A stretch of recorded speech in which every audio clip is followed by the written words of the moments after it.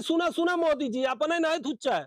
आज हमके कहे दे जाना अपने मन के बात तो दुनिया की सुनावत है, रोज सब सुनते ही बा है टीवी रेडियो पे। लेकिन आज हमार बात सुना, महंगाई इतनी बढ़ गई बा। 2 रुपया किलो टमाटर नहीं क्यों खरीदत रहा, आज 40 रुपया पौवा खरीदत है। आज भाटक जात सरवा 80 रुपया किलो मिला था। रहर के दाल 150 रुपया पार कर गवा। डीजल पेट्रोल इतना महंगा हो गवा बा। देखा था बिहार में कुल पुलिया टूटी जाता है, 5-7 एमपी यूपी जहाँ नहीं तहाँ एक दुई बारिश में कुल पुलिया टूट जाता है, राम मंदिर चुआता है, जहाँ तहाँ पानी बुड़ाता है।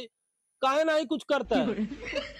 पेपर लीक हो जाता है, कौनो परीक्षा का आदेश होता है, पूरा स्टूडेंट देश का परेशान है कि कौन परीक्षा है, न वैकेंसी आवता, न केहू को नौकरी मिलता। नौकरी मिलता प्राइवेट तो 10,000 रुपया मिलता है। बतावा 10,000 में दाल नून तेल करे आदमी, पेट्रोल डीजल करे कि लड़कियां पढ़ाए कि रूम भाड़ा दे, बतावा का करे। आए